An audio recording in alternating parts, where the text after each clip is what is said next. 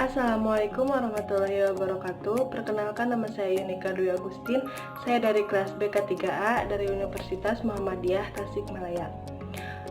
Jika di video sebelumnya kita membahas tentang parafrase, maka di video kali ini kita akan membahas tentang 3 teknik secara umum yang akan saya praktekkan atau yang akan saya contohkan. Nah, yang pertama adalah teknik reflection to feeling, yaitu bagaimana kita melakukan refleksi terhadap perasaan atau emosi yang dialami oleh klien. Dan yang kedua adalah reflection to meaning, yaitu terkait dengan pemaknaan terhadap situasi yang terjadi yang menimpa klien. Dan yang ketiga adalah summarizing, atau bagaimana kita memberikan cara atau meringkas agar klien merasa diakui. Baiklah, sekarang kita akan ke keterampilan yang pertama. Kenalkan, jadi ini klien saya yang bernama Sinta. Jadi sekarang apa yang akan kita selesaikan? Nah, di sini saya mempunyai masalah, yaitu tentang kesusahan dalam melakukan belajar daring atau online.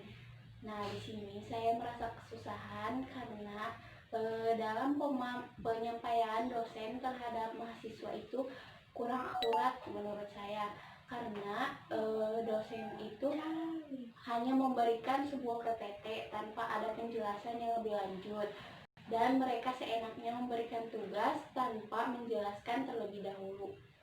Oh, jadi permasalahannya itu kamu merasa kesulitan saat kamu belajar online saat ini, dan penyampaian dosen ketika menyampaikan tugas juga tidak jelas gitu. Lalu apalagi yang kamu rasakan? Lalu saya merasakan bahwa dosen dalam memberikan tugas itu waktunya terlalu singkat, kadang selangnya hanya 30 menit. Padahal kita itu butuh waktu lama untuk mencari atau memahami sebuah materi.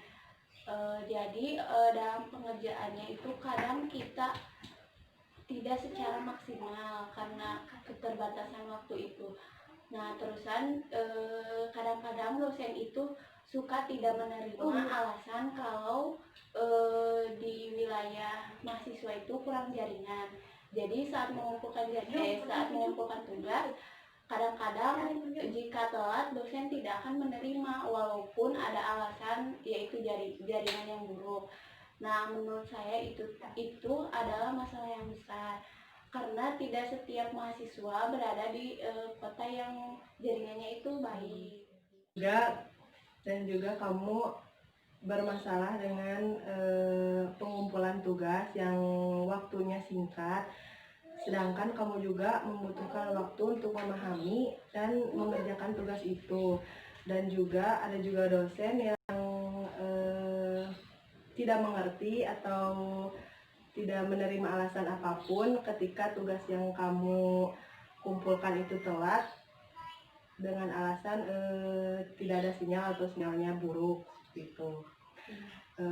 Apalagi yang kamu rasakan mungkin saat kuliah online saat ini? Nah, saya juga ada keluhan tentang biaya dalam kuliah online ini. Nah, kan kita menggunakan, kalau daring otomatis kita menggunakan jaringan yang harus menggunakan kuota. Nah, dalam pembelian kuota ini dirasa cukup mahal, dan dari kampus tidak ada pemberian atau keringanan untuk membeli kuota. Saya juga merasa lebih banyak mengeluarkan uang karena dalam kuliah online ini kita harus menggunakan data untuk mengakses materi dari dosen, terutama kalau kita melakukan Zoom meeting. Nah, di situ Zoom meeting sangat membutuhkan kuota yang besar, dan biasanya dosen juga memberikan waktu yang sangat lama untuk Zoom meeting, sehingga itu bisa dapat mengeluarkan kuota yang lebih banyak. Ya, kamu merasa kuliah daring itu mengeluarkan kuota yang banyak karena kamu belajarnya online terus, daring atau menggunakan Zoom meeting, sedangkan waktu yang diberikan oleh dosen waktu pembelajaran itu panjang dan akan mengeluarkan kuota yang banyak gitu. Mungkin selain kuota, apalagi yang kamu keluhkan? Dan juga kalau kan biasanya kalau habis ada pelajaran kita tuh pulangnya pasti kumpul sama teman-teman, kadang ngerjain tugas atau kumpul sama organisasi, ikutan organisasi. Itu kekurangannya. Terusan yang kedua, kalau dalam mengerjakan tugas kan biasanya kalau secara luring mah gitu, ngerjain tugasnya itu pasti bareng-bareng di kosan atau di kampus. Sedangkan kalau saat daring mah kadang-kadang siswa itu hanya membebankan si tugasnya itu kepada satu siswa atau beberapa siswa. Nah, kan saya itu jurusan dari kesehatan. Nah, otomatis kalau di kesehatan pasti ada yang namanya praktek. Nah, di saat kuliah online ini, si praktek itu dilakukan secara daring atau secara online, di mana kita hanya diberikan sebuah materi atau video yang menjelaskan tentang praktek itu. Nah, menurut saya itu tidak efisien dalam pembelajarannya, karena kita tidak secara langsung mengalami praktek itu.